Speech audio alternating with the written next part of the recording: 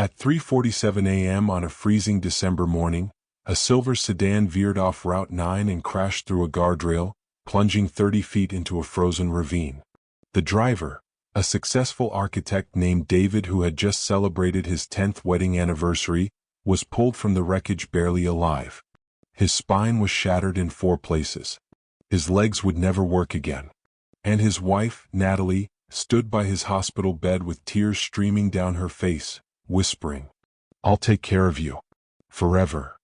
But here's what the doctors, the family, and David himself didn't know. That crash wasn't an accident. And the woman who promised to care for him was the same woman who had planned to bury him.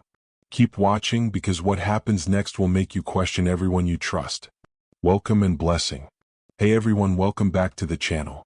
If you're new here, I'm Judith, and this is where we uncover the darkest truths hidden behind closed doors. To my incredible subscribers, thank you for being here. Your support means the world to me, and I don't take a single one of you for granted. Before we dive into today's story, I want to take just a moment to say a quick prayer for all of you. May you find strength in your struggles, clarity in your confusion, and protection from those who wish you harm. May your heart remain open to love, but wise enough to recognize betrayal. And may you never walk alone through your darkest days. Amen. Alright, let's get into this. David was the kind of man people described as solid. Not flashy.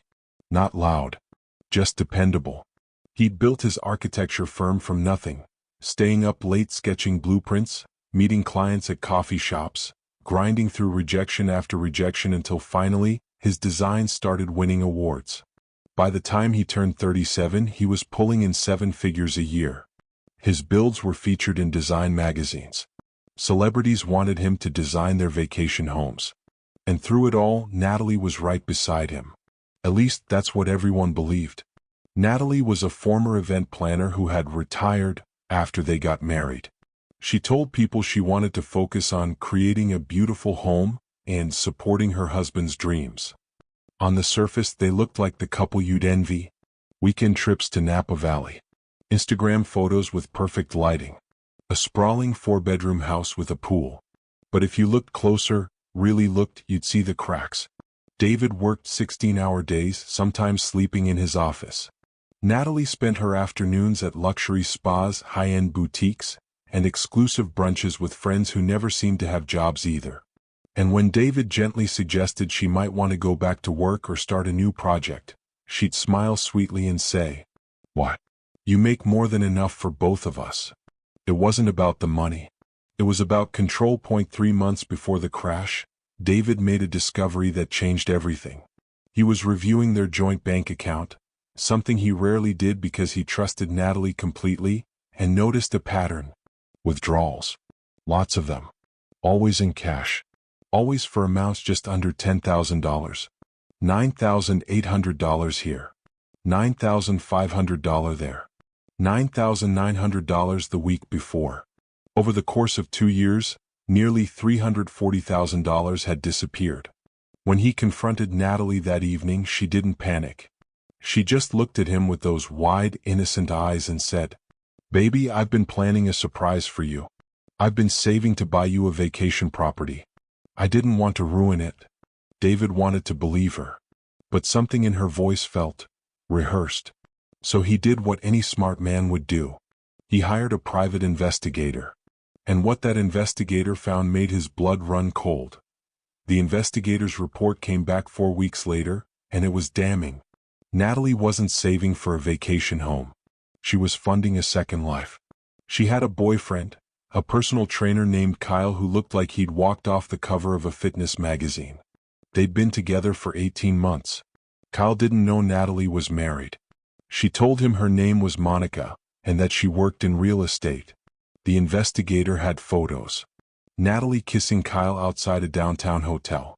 Natalie and Kyle boarding a flight to Miami, while David thought she was visiting her sister.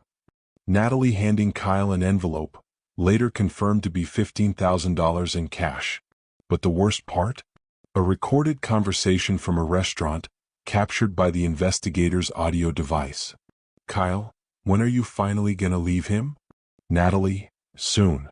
I just need to figure out the cleanest way to do it. Kyle, divorce is messy. You said he'd fight for everything. Natalie, who said anything about divorce? Long pause. Kyle, what are you saying? Natalie, laughing, I'm saying accidents happen every day, babe. The investigator flagged that conversation immediately.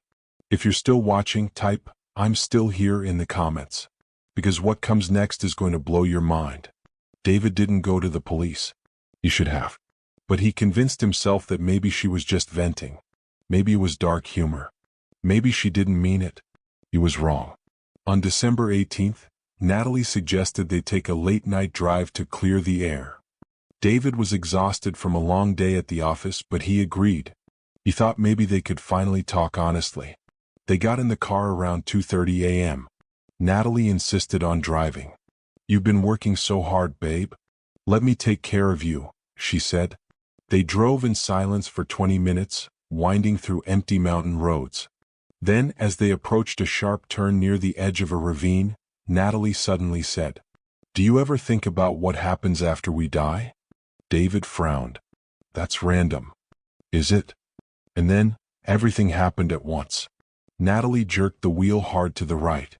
The car smashed through the guardrail. David screamed. And in the split second before they went over the edge, he saw something that would haunt him forever. Natalie wasn't wearing her seatbelt. She had jumped out of the car just before impact. David woke up 6 days later in a hospital bed, surrounded by machines that beeped and hissed. His body felt wrong. Heavy. Numb. Broken. A doctor stood over him, her face grave. Mr. Thompson, I'm so sorry. The crash caused severe trauma to your spinal cord. You have limited mobility in your upper body, but your legs. I'm afraid the damage is permanent. David tried to speak, but his throat was dry. The doctor continued, You'll need round-the-clock care for the foreseeable future. Physical therapy. Possibly surgery. It's going to be a long road. And then Natalie walked in. Her eyes were red and puffy, like she'd been crying for days. She rushed to his bedside, grabbed his hand, and whispered, Oh my God, baby. I thought I lost you. David stared at her. His mind was screaming. She did this. She tried to kill me. But when he opened his mouth to accuse her, nothing came out. Not because he couldn't speak, but because he realized something terrifying. He had no proof. The investigator's report was in his office safe. The recorded conversation was on a USB drive locked in his desk drawer. And now he was completely helpless. Natalie brought David home 3 weeks later. Their house had been transformed. A hospital bed in the living room. A wheelchair ramp leading to the front door. A full-time nurse named Patricia, a kind woman in her 50s who seemed genuinely compassionate. On the surface, Natalie played the role of the devoted wife perfectly. She cooked his meals. She adjusted his pillows. She posted tearful updates on social media about their journey of healing. But when Patricia wasn't around, Natalie's mask slipped. One evening, as she was helping David into bed, she leaned close and whispered, You should have signed the postnuptial when I asked. David's heart stopped. 2 years earlier, Natalie had casually suggested they update their estate planning. She'd presented him with documents that included a postnuptial agreement, one that would give her everything if he died or became incapacitated. David had refused. And now he understood why she was so angry.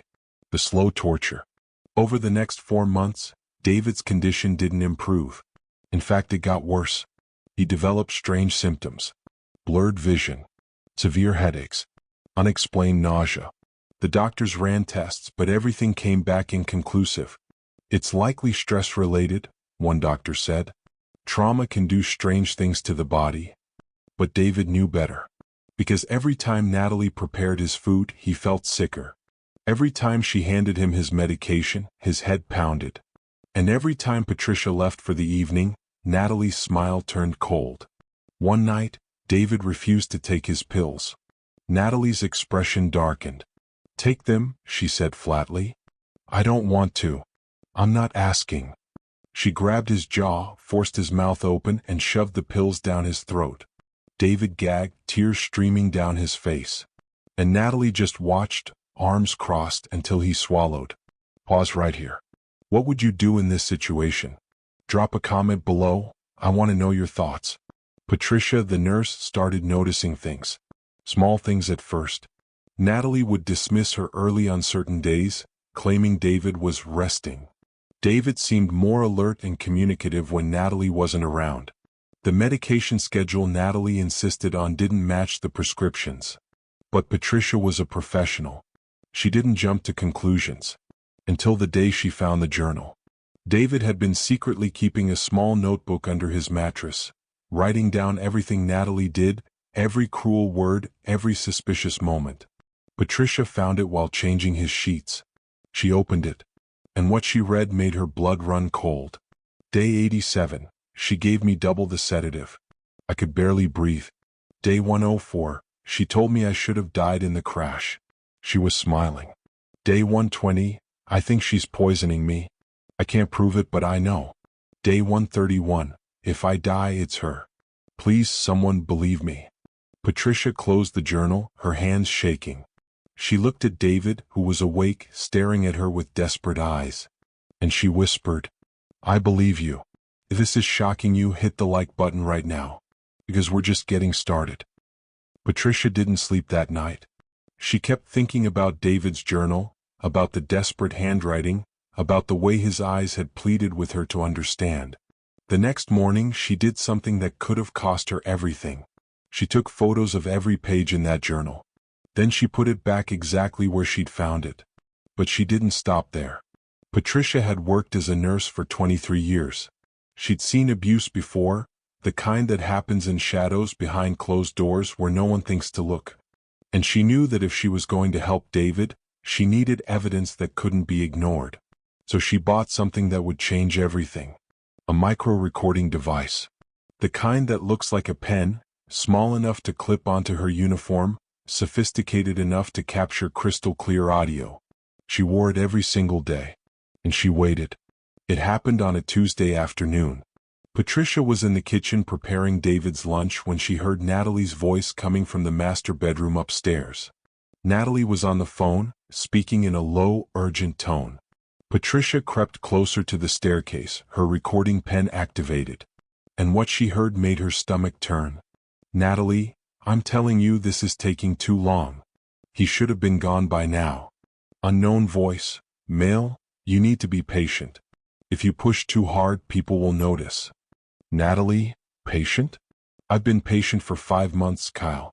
5 months of playing nurse to a man I can't stand to look at. Kyle, then increase the dosage. Gradually. Make it look like his body's just giving up. Natalie, laughing bitterly, you make it sound so easy. Kyle, it is easy. You're overthinking this. Just keep doing what you're doing. The insurance policy doesn't pay out if there's suspicion. Natalie, $2.4 million, Kyle. That's what we're talking about. That's our future. Kyle, then finish it. Natalie, I will. Patricia's hand was shaking so violently she almost dropped the pen. She backed away from the staircase, her heart pounding in her chest, and returned to the kitchen. When Natalie came downstairs 20 minutes later, Patricia was stirring soup, her face carefully neutral. How's David doing? Natalie asked casually, checking her manicured nails. He's resting, Patricia replied, not looking up. Good. Make sure he takes all his medication tonight. All of it. Patricia nodded. But in her mind, she was already making a plan. Don't scroll away now, it gets even worse. Drop a comment and tell me, would you risk everything to save someone like Patricia did? For the next 3 weeks, Patricia documented everything. Audio recordings. Natalie on the phone discussing gradual dosage increases, Natalie telling Kyle about David's declining health with excitement in her voice, Natalie instructing Patricia to give David medications that weren't prescribed, Natalie laughing about how no one suspects the grieving wife. Written documentation. Photos of medication bottles with labels that didn't match prescription, screenshots of Natalie's Google searches on her laptop. Left open one afternoon. How long does arsenic take to kill someone? Undetectable poisons. Life insurance payout timeline after death. Timestamps of when Natalie dismissed Patricia early, always on days when David's symptoms worsened dramatically. Physical evidence. A small vial Patricia found hidden in Natalie's bathroom cabinet, unlabeled, filled with white powder, David's actual prescribed medications, which Patricia discovered hidden in the garage trash, never given to him. But the most damning evidence came from an unexpected source.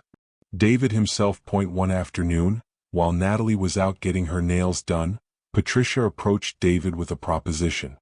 "I need you to trust me," she whispered, checking over her shoulder to make sure they were alone. David's eyes widened. He could barely speak above a whisper, but he managed.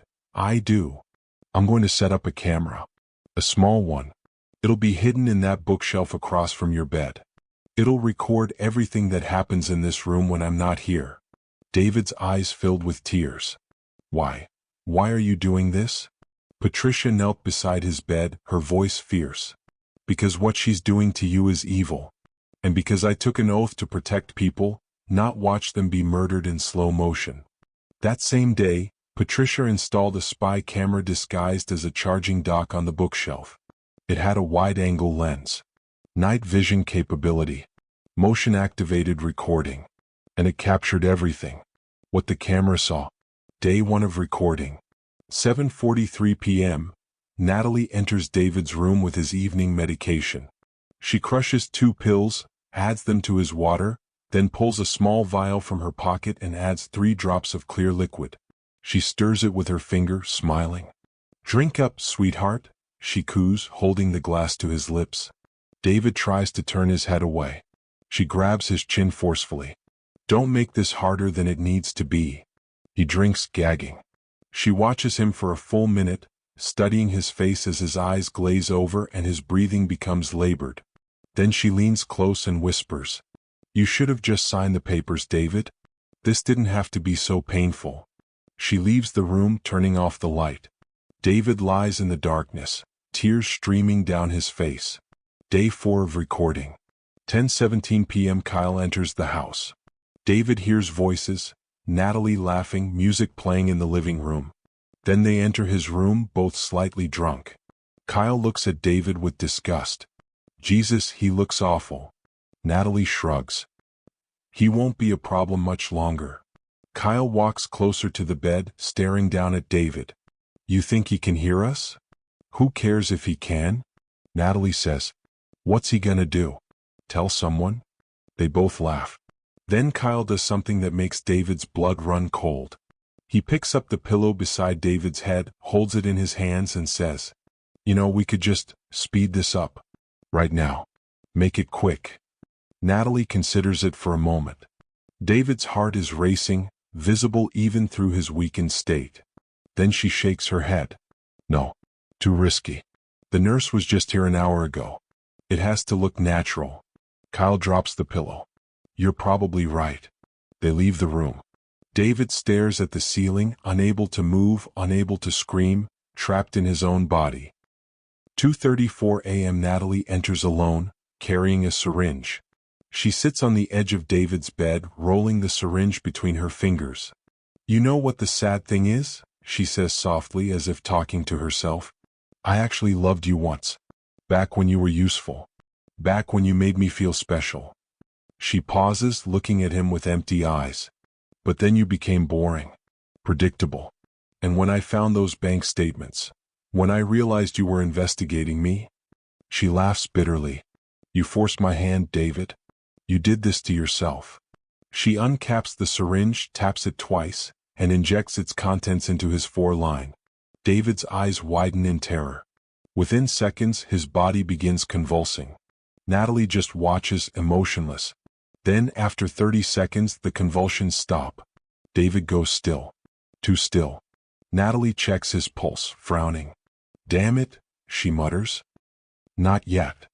His chest rises weakly, he's still breathing. She stands up, frustrated, and walks out. The camera captures it all. If you've made it this far, type "justice for David" in the comments. Because what comes next is the moment everything changes. Patricia reviewed the footage every night in her car, parked 3 blocks from the house. She watched Natalie poison David. She watched Kyle threaten him. She watched the syringe, the pillow, the casual cruelty. And she knew she had enough. But she also knew she had to be smart. If she went to the police too early, Natalie might get wind of it and finish the job before anyone could intervene. If she waited too long, David might not survive. So Patricia made a decision. She contacted David's business partner, a man named Marcus, who'd been asking about David's health for months. They met in a diner on the other side of town. Patricia brought everything. The recordings, the photos, the journal, the camera footage. Marcus watched the videos, his face growing darker with each second. When the footage ended, he looked at Patricia and said, "We need to get him out of that house. Tonight."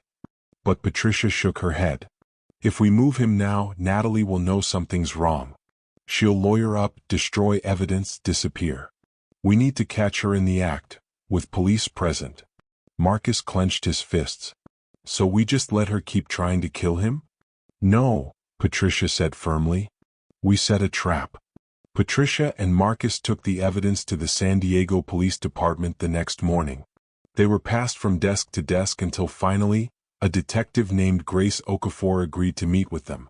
Detective Okafor was a 20-year veteran of the force, a woman known for her sharp instincts and her refusal to dismiss cases other detectives found too complicated. She listened to the audio recordings. She watched the camera footage. She read David's journal entries. And when it was over, she sat back in her chair and said, "This is attempted murder. Premeditated. Calculated. And we have everything we need to arrest her right now." But Patricia sensed there was more. Detective Okafor leaned forward. "But if we arrest her now, we get her for assault, maybe attempted murder if the DA pushes hard. Her lawyer will argue the drugs were prescribed, the recordings are taken out of context, and the camera footage is circumstantial. So what do we do?" Marcus asked, frustrated. Detective Okafor smiled, a cold, determined smile. "We let her try again. And this time we're watching." The plan was simple but dangerous. Patricia would continue working as normal, giving Natalie no reason to suspect anything had changed. Detective Okafor would coordinate with a tactical unit to set up surveillance outside the house. Cameras, audio feeds, and officers ready to move in at a moment's notice. David would be protected by a hidden medical alert device. A small sensor Patricia would attach to his chest that would immediately alert paramedics if his vitals crashed. And they would wait for Natalie to make her final move. The bait? Patricia would tell Natalie that she was taking 3 days off to visit her sick mother. 3 days alone with him, Detective Okafor said. That's when she'll do it. Marcus was furious. "You're using my best friend as bait? I'm giving him a chance to survive and see his wife arrested," Detective Okafor corrected. "If we don't do this, she'll find another way. Another time. And next time there might not be a witness." Patricia looked at Marcus. "She's right." Marcus closed his eyes, torn between rage and logic. Finally he nodded. The trap was set. Sunday night arrived. Natalie sent Kyle home, telling him she needed to handle this alone. At 11:47 p.m., she entered David's room carrying a small leather case. She set it on the bedside table and opened it, revealing 3 syringes, a bottle of clear liquid, a pair of latex gloves. She pulled on the gloves, humming softly to herself. Then she sat beside David, who was awake, barely, staring at her with hollow eyes. "You know what I admire about you, David?" she said conversationally. "You never gave up. Even when you should have." She filled the first syringe. "But that's over now." She injected it into his fore. David's body jerked. She filled the second syringe. "This one's to make sure." She injected it. David's breathing became ragged, his chest heaving. She filled the third syringe. "And this one?" She held it up to the light. "This one's just because I want to." She leaned over him, syringe raised. And that's when the bedroom door exploded open. If this shocked you, hit that like button immediately. And don't you dare leave, because the ending will leave you speechless. The door crashed open with such force that it slammed against the wall, sending a framed photo shattering to the floor. Detective Okafor stormed in first, weapon drawn, followed by 4 uniformed officers whose footsteps thundered through the quiet house like an earthquake. "Police, drop the syringe and put your hands in the air." Natalie froze. The syringe was still clutched in her gloved hand, hovering inches above David's foreline, the needle gleaming under the bedroom lights. For 3 full seconds she didn't move, her brain trying desperately to process what was happening, trying to calculate an escape that didn't exist. Then her survival instincts kicked in. She dropped the syringe like it had burned her, raised her hands slowly, and immediately, her face crumpled into tears. "Oh, thank God you're here," she sobbed, her voice cracking with manufactured panic. "I was trying to help him. He stopped breathing and I was trying to give him his medication. I didn't know what else to do." Detective Okafor walked slowly toward her, her expression unreadable, her weapon still trained on Natalie's center mass. "Is that right?" "Yes." Natalie's tears flowed freely now, her performance worthy of an award. Her hands trembled. Her voice broke in all the right places. "I've been taking care of him for months. Day and night. I would never hurt him. He's my husband. I love him." Detective Okafor stopped directly in front of her, so close Natalie could see her own reflection in the detective's dark eyes. "Your husband," she repeated slowly, her voice cold as winter. "The man you've been poisoning for the last 5 months. The man you tried to kill in a staged car accident last December. The man you just injected with 2 syringes full of—" She bent down, picked up the leather case from the bedside table, and read the label on the bottle with deliberate slowness. Industrial-grade insulin and potassium chloride. Both of which, according to his medical records, he was never prescribed. Natalie's face went white. All the color drained from her cheeks in an instant, leaving her looking like a ghost standing in the middle of the room. I didn't. Save it." Detective Okafor pulled out her handcuffs, the metal glinting under the light. "Natalie Morrison, you are under arrest for attempted murder in the 1st degree, conspiracy to commit murder, elder abuse, assault with intent to kill, and fraud." The detective grabbed Natalie's wrist and spun her around, pressing her face first against the wall. As the cuffs clicked into place, Natalie's carefully constructed composure finally shattered completely. "You don't understand," she screamed, thrashing against the officers who were now holding her arms. "He was ruining my life. He was going to leave me with nothing. I gave him the best years of my life, and what did I get? Nothing. Nothing." "He was in a wheelchair," Detective Okafor said coldly, stepping back to let the officers take over. "He couldn't even feed himself. He couldn't walk. He couldn't escape. And you tried to murder him in his sleep. He deserved it." Natalie spat, her mask completely gone now, revealing the monster underneath. "He was investigating me. He hired someone to follow me. He was going to divorce me and leave me with nothing after everything I did for him." "Everything you did?" Detective Okafor's voice rose slightly, the only emotion she'd shown. "You mean crashing the car that left him paralyzed? You mean poisoning him every single day for 5 months? You mean standing over his bed planning which night you'd finally kill him?" Natalie said nothing. Her chest was heaving, her face twisted with rage and something else, fear. Real fear. "Get her out of here," Detective Okafor ordered. 2 officers dragged Natalie from the room, and as they passed through the doorway, she turned her head one last time to look at David. Their eyes met. And in that moment, David saw something he'd never seen before. Natalie wasn't sorry. She was just angry she'd been caught. Kyle was arrested 45 minutes later at his luxury apartment downtown, the one Natalie had been secretly paying for with David's money. He answered the door shirtless, protein shake in hand, wireless earbuds still in his ears, clearly not expecting any trouble. When he saw the badges, his first instinct was to slam the door. 2 officers pushed through before he could, slamming him face first against the hallway wall and pinning his arms behind his back before he could even think about running. "Kyle Patterson, you're under arrest for conspiracy to commit murder and accessory to attempted murder." "What? What are you talking about?" Kyle struggled against the officers, panic flooding his voice. "I didn't do anything. I don't even know what you're talking about." "Then how do you explain the recorded phone conversations between you and Natalie Morrison discussing how to kill her husband?" Detective Okafor stepped into view, holding up her phone with the audio file queued up. "How do you explain the video footage of you in David's bedroom, holding a pillow over his bed, discussing whether to speed things up?" Kyle's face went pale. "Or the text messages where you 2 discussed splitting a $2.4 million life insurance payout?" I was just talking. I never actually did anything.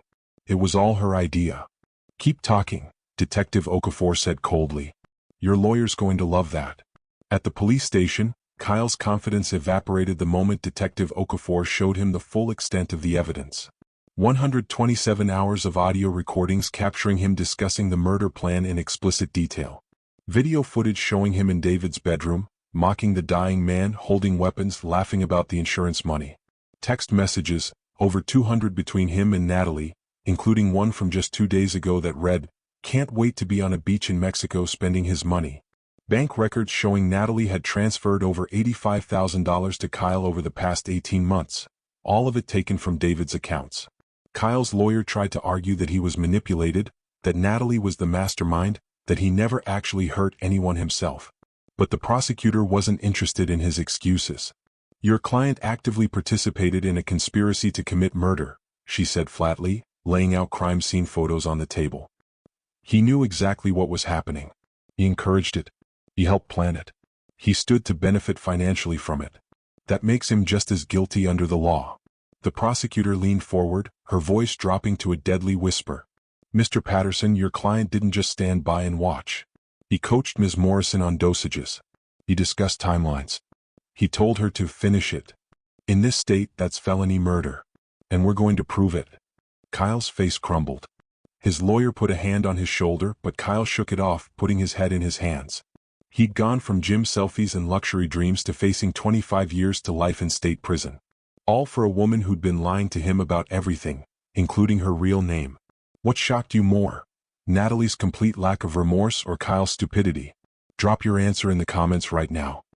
While Natalie and Kyle were being processed at the station, paramedics worked frantically on David in the back of an ambulance racing toward the hospital. The drugs Natalie had injected were designed to stop his heart within minutes. A lethal cocktail that would have looked like natural cardiac arrest to anyone who wasn't looking for it. But because Detective Okafor's team had burst in so quickly, they were able to administer emergency countermeasures before the damage became irreversible. Epinephrine to stabilize his crashing heart rate. Atropine to counteract the cardiac suppressants. Activated charcoal pumped into his stomach to absorb whatever toxins were still being processed. 4 fluids to flush his system and keep his blood pressure from bottoming out. The paramedic riding in the back with him kept calling out vitals to the driver. BP dropping, 80/40. Heart rate erratic, VTach. Respiratory distress, bagging now. David was dying. Again. Just like in the car crash. Just like in the 5 months of slow poisoning. But this time someone was fighting for him. They rushed him into the ICU at 12:47 a.m., where a full trauma team was waiting. Doctors worked through the night, running tests, administering treatments, monitoring every vital sign with obsessive precision. Patricia stood outside his room, still wearing the clothes she'd been in for the last 3 days, tears streaming down her face, praying harder than she'd ever prayed in her life. Marcus was beside her, pacing back and forth like a caged animal, his fists clenched so tightly his knuckles had gone white. "He has to make it," Marcus whispered for the 100th time. "After everything he's survived, after everything we did, he has to make it." Patricia couldn't speak. She just nodded, clutching the small cross necklace around her neck. Hours passed.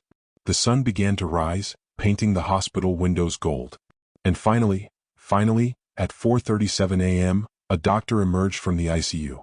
She looked exhausted, her scrubs stained, her hair falling out of its ponytail. But she was smiling. Patricia and Marcus rushed toward her, barely breathing. "He's stable," the doctor said, and those 2 words felt like a miracle. "His vitals are improving. The toxins are being flushed from his system. His heart rhythm is normalizing. He's going to survive." Patricia collapsed into a chair, sobbing so hard her whole body shook. Marcus wiped his eyes quickly, trying to hide his tears, his shoulders trembling with relief. "Can we see him?" Marcus asked, his voice hoarse. The doctor nodded. 5 minutes. "He's very weak, but he's awake. And he's been asking for both of you." David looked like death. There was no other way to describe it. His skin was pale, almost translucent, stretched tight over his bones. His eyes were sunken deep into his skull, ringed with dark circles that looked like bruises. His lips were cracked and dry. His hands trembled on top of the blanket. But when Patricia and Marcus entered the room, his eyes focused on them and he smiled. It was weak. It was trembling. It barely lifted the corners of his mouth. But it was real. "You saved me," he whispered, his voice barely audible, raw from the breathing tube they'd had down his throat. Patricia grabbed his hand, squeezing gently, careful not to hurt him. "You saved yourself," she said through her tears. "You wrote that journal. You gave me the proof I needed to believe you. You documented everything. You survived long enough for us to get you out." David's eyes filled with tears that spilled down his temples onto the pillow. I thought I was going to die in that room. In the dark. Alone. With her standing over me." His voice broke on the last word. Marcus leaned close, his own voice rough with emotion. "But you didn't die, man. You're too damn stubborn to die. You fought. And we fought for you. And we won." David laughed, a weak, rasping sound that turned into a cough, but it was the first laugh he'd managed in months. Real laughter. Not the hollow, desperate kind he'd had in that house. "Where is she?" he asked after a moment, his smile fading. "Jail," Patricia said firmly. "Where she belongs. And she's never getting out. None of them are." David closed his eyes and a single tear slid down his cheek. "Good," he whispered. "Good." The trial didn't happen for another 9 months. The prosecution wanted to make absolutely sure they had an airtight case, because this wasn't just about putting Natalie away. This was about sending a message. When the trial finally began, it became one of the most publicized cases in San Diego history. News crews camped outside the courthouse. Reporters wrote daily updates. Social media exploded with opinions, theories, outrage. The prosecution presented a case so damning, so thoroughly documented, that even Natalie's high-priced defense attorney looked defeated by day 3. The evidence included 127 hours of audio recordings capturing Natalie and Kyle discussing the murder plan in explicit, undeniable detail, including conversations about dosages, timelines, insurance payouts, and escape plans. 89 hours of video footage showing Natalie administering unauthorized drugs, threatening David, standing over him while he convulsed, checking his pulse with disappointment when he didn't die, and celebrating his decline with Kyle. David's journal, 73 pages of handwritten entries documenting the abuse, the poisoning, the threats, and his growing certainty that his wife was trying to kill him. Text messages, over 300 between Natalie and Kyle, discussing everything from how much poison to use, to what they'd do with the insurance money, to how they'd celebrate his death. Financial records showing Natalie had taken out a $2.4 million life insurance policy on David just 3 months before the crash, without his knowledge or consent, and had been systematically draining his accounts to fund her affair. Forensic analysis of the car crash, proving it was staged. Investigators found evidence that Natalie's seatbelt had been unbuckled before impact, her door was slightly ajar, and brake marks showed the car had accelerated into the guardrail rather than trying to stop. Toxicology reports, showing David's blood contained lethal levels of insulin, potassium chloride, sedatives, and trace amounts of arsenic, none of which had been prescribed to him by any doctor. Expert testimony from 3 separate medical professionals who testified that David should have died at least 7 times based on the drug concentrations in his system, and that the only reason he survived was because of his otherwise excellent health before the crash. Patricia's testimony, 3 full days on the stand, describing in heartbreaking detail what she witnessed, how she gathered evidence, and why she risked everything to save a man she barely knew. The defense tried everything. They argued Natalie was a devoted wife driven to desperation by David's controlling behavior. They claimed Kyle was an innocent dupe, manipulated by a master manipulator. They suggested David's journal was fabricated, his memories unreliable due to trauma and medication. They even tried to argue that Patricia had planted evidence because she'd fallen in love with David and wanted to eliminate Natalie. But every argument fell apart under scrutiny. The recordings were undeniable. The videos were crystal clear. The forensic evidence was irrefutable. And when David himself took the stand, walking slowly with a cane, his voice still weak but steady, and described what Natalie had done to him, there wasn't a dry eye in the courtroom. Except for Natalie's. She sat at the defense table, stone-faced, arms crossed, looking bored. After only 4 hours of deliberation, the jury returned with their verdict. The courtroom was packed. Standing room only. The judge called for order as the jury foreman stood. In the matter of the state versus Natalie Morrison, on the charge of attempted murder in the first degree, how do you find? Guilty. The courtroom erupted. People gasped, cheered, cried. The judge banged her gavel repeatedly. On the charge of conspiracy to commit murder? Guilty. On the charge of elder abuse? Guilty. On the charge of fraud? Guilty. On the charge of assault with intent to kill? Guilty. Every single count. Guilty. Natalie sat frozen, her face blank, as if she couldn't comprehend that she'd actually lost. as if she genuinely believed, even after everything, that she'd somehow get away with it. Then came Kyle's verdict. In the matter of the state versus Kyle Patterson, on the charge of conspiracy to commit murder, how do you find? Guilty. On the charge of accessory to attempted murder? Guilty. On the charge of criminal threatening? Guilty. Kyle put his head in his hands and sobbed. Unlike Natalie, he seemed to actually understand what he'd done. But understanding didn't change the outcome. David sat in the front row in his wheelchair. He was walking better now, but the trial had exhausted him, and finally allowed himself to exhale. Patricia squeezed his shoulder from the seat behind him. Marcus sat beside him, tears streaming openly down his face. It was over. After nearly 2 years of hell, it was finally over. If you're still watching, type justice in the comments. Because we're not done yet. The sentencing is next, and it's even better than you think. 3 weeks later, they returned to the courtroom for sentencing. This was the moment everyone had been waiting for. The moment when consequences would finally, truly land. The judge, a stern woman in her 60s named Judge Rebecca Thornton, known throughout the legal community for her no-nonsense approach and harsh sentences for violent offenders, had clearly been waiting for this moment too. She sat at the bench, hands folded, and surveyed the packed courtroom with sharp eyes. Then she called Natalie forward. 2 bailiffs escorted her to the podium. Natalie looked different now. Prison had stripped away the polish. No more manicures, no more salon-perfect hair, no more designer clothes. She wore an orange jumpsuit, her hair pulled back in a messy ponytail, her face bare and hard. But her eyes were the same. Cold, empty, calculating. Judge Thornton stared at her for a long moment before speaking.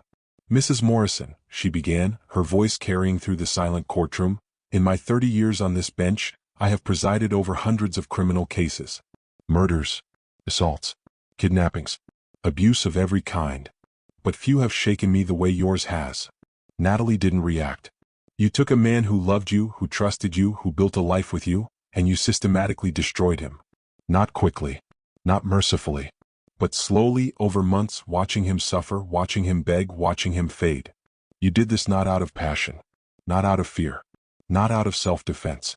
You did this out of greed. Pure, calculated greed. And when your first murder attempt failed, when the car crash left him paralyzed instead of dead, you didn't reconsider. You didn't feel remorse. You simply adjusted your plan and tried again. Judge Thornton leaned forward, her eyes boring into Natalie's. You poisoned him. You withheld his medication.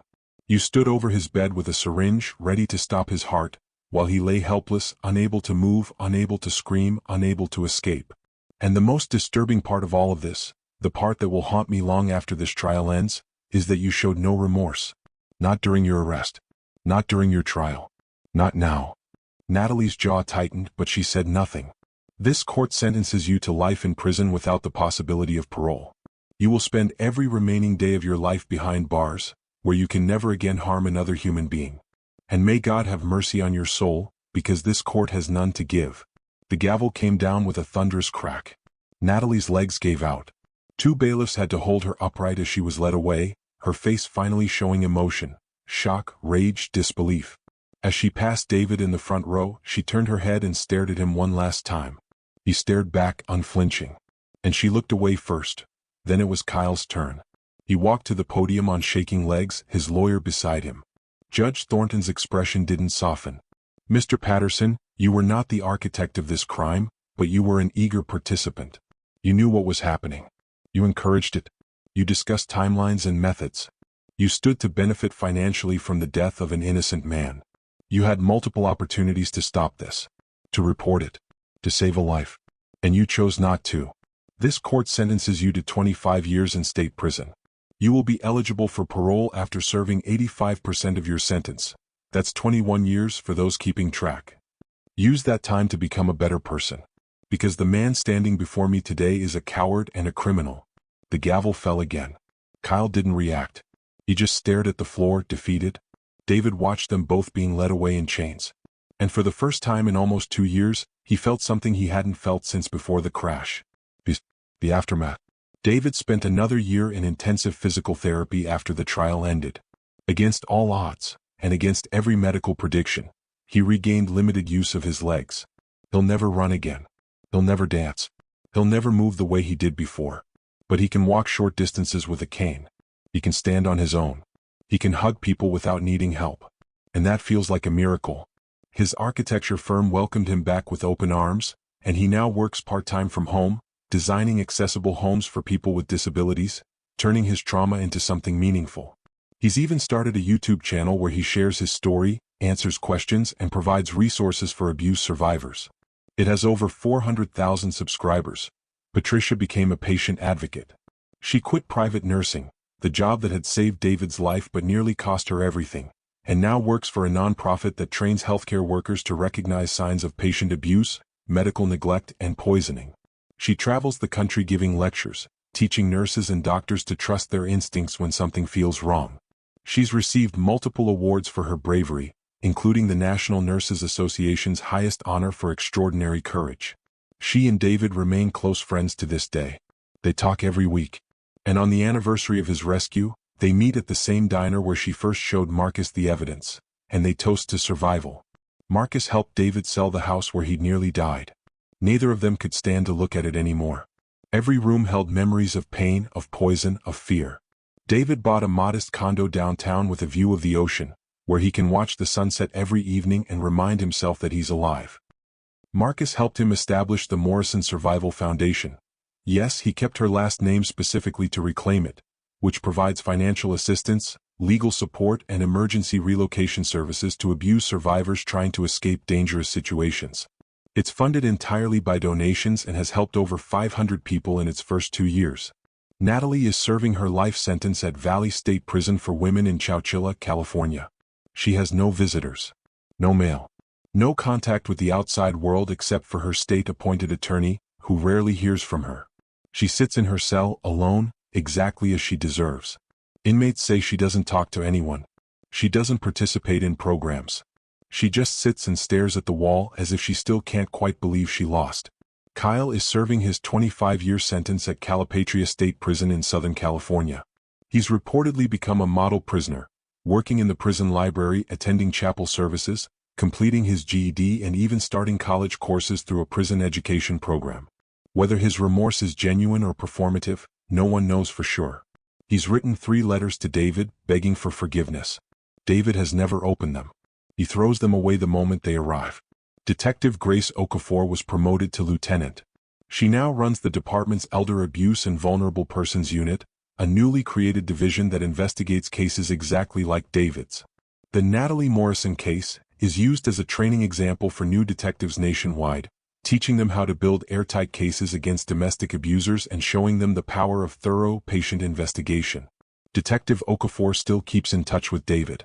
She calls him every few months to check in, to see how he's doing, to remind him that he's a survivor, not a victim. 2 years after her conviction, Natalie agreed to give a jailhouse interview to a documentary filmmaker working on a series about female killers. The interview was supposed to be her chance to show remorse, to humanize herself, to explain her side of the story. Instead, it became evidence of just how dangerous she truly was, and just how little she'd changed. When the filmmaker asked if she regretted her actions, Natalie paused for a long moment, staring directly into the camera, then said, "I regret getting caught." The filmmaker was visibly stunned. "You don't regret trying to kill your husband?" Natalie shrugged, her face completely blank. "He was in my way. What was I supposed to do? Just accept a life of mediocrity because he got hurt? Just play nurse forever while he drained our money and ruined my life?" "He didn't get hurt," the filmmaker said, her voice rising slightly. "You crashed the car intentionally. You tried to murder him." Natalie's expression hardened. "And I would have succeeded if that nosy nurse hadn't stuck her nose where it didn't belong." The filmmaker asked one final question, her hands shaking slightly. "If you could go back in time, knowing what you know now, what would you do differently?" Natalie smiled, a cold, empty smile that didn't reach her eyes, and said, "I would have gotten rid of the nurse first." The interview aired once. Then it was immediately pulled from streaming platforms due to overwhelming public outrage and threats against the network. But clips went viral online, viewed over 30 million times across social media platforms, with people expressing horror, disgust, and shock at her complete lack of humanity. Child psychologists used the clip in training seminars as an example of pure psychopathy. True crime podcasts dissected it for weeks. And David himself watched it once, then never again. "She's still the same person," he said in a statement afterward. "Prison didn't change her. Consequences didn't change her. Nothing will. And that's exactly why she needs to stay locked up forever. Pause and let that sink in. This woman felt nothing. No guilt. No remorse. Just anger that she got caught. Have you ever encountered someone like this? Drop your answer in the comments. David now speaks publicly about his experience, traveling to domestic violence conferences, abuse survivor support groups, and even testifying before state legislatures about the need for stronger elder abuse laws. His message is always the same, and it's powerful. If someone in your life makes you feel crazy for questioning them, that's a red flag. If they isolate you from people who care about you, that's abuse. If they control your money, your choices, your freedom, your access to help, that's not love. That's captivity. And if you're in a situation where you feel unsafe, where something deep in your gut is screaming that something's wrong, trust that instinct. Don't wait for proof. Don't wait for it to get worse. Don't wait for the perfect moment. Get out. Tell someone. Ask for help. Survive. He always pauses here, letting his words sink in, his voice thick with emotion. Because I'm only standing here today because one person, Patricia, a nurse who owed me nothing, decided to believe me when no one else would.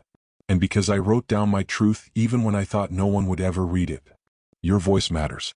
Your truth matters. Your life matters. He ends every speech the same way. Document everything. Tell someone you trust. And never ever stop fighting to survive. Because you deserve to live. And you deserve to be free. The audience always gives him a standing ovation. And afterward, people line up for hours to thank him, to tell him their own stories, to hug him and cry and say that he gave them hope. After the trial, after the sentencing, after the viral interview, reporters continued to swarm David with the same question. How did you not see the signs? How did you marry someone capable of this? What did you miss? David thought about these questions for a long time before finally addressing them publicly in a televised interview.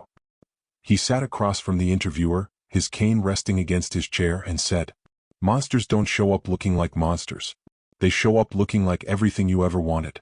They smile. They laugh. They tell you they love you. They make you feel seen, valued, important.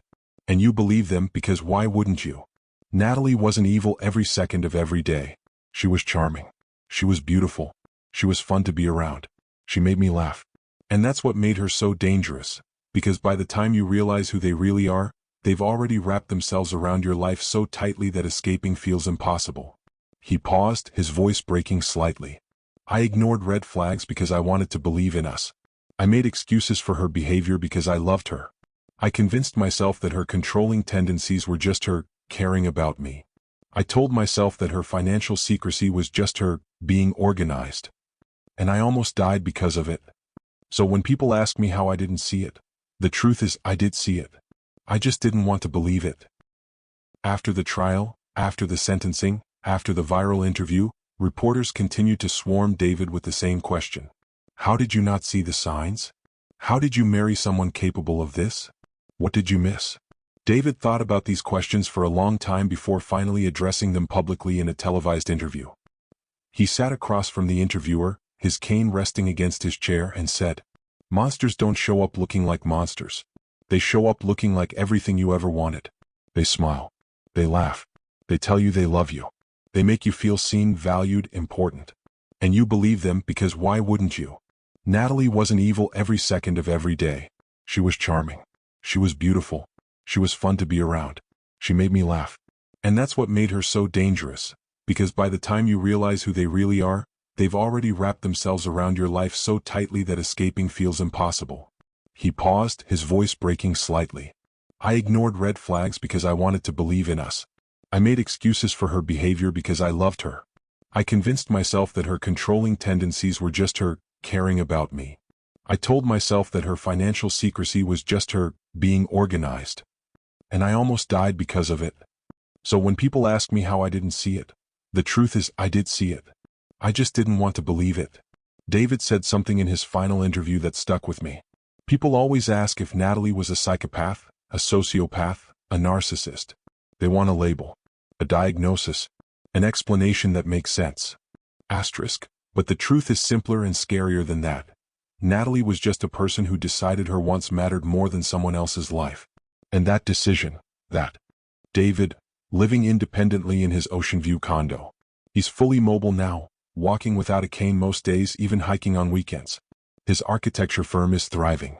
He's in a healthy relationship with someone who treats him with genuine love and respect. He still has nightmares sometimes, but they're getting less frequent. He's writing a book about his experience called Surviving the Unthinkable. Patricia, director of the National Patient Advocacy Network. She trains thousands of healthcare workers every year. She's been featured in Time magazine, 60 Minutes, and multiple medical journals. She's married now with a daughter named Hope. She and David are still best friends. Marcus, retired from the architecture firm and now runs the Morrison Survival Foundation full-time. The foundation has helped over 3,000 abuse survivors and has expanded to 15 states. He's become a nationally recognized advocate for survivor rights. Natalie, still at Valley State Prison. Still alone. Still unrepentant. She'll die in that cell exactly as she deserves. Kyle, still at Calipatria State Prison. Eligible for parole in 2043. He continues to claim he's changed, but parole boards have denied him 3 times already, citing his calculated participation in attempted murder. Detective Okafor, retired from the police force but now consults on high-profile domestic abuse cases nationwide. She's written a book about the investigation called The Long Game: How Patients Saved a Life. She speaks at law enforcement conferences and has become a mentor to young detectives. Before we end, I need you to do something for me.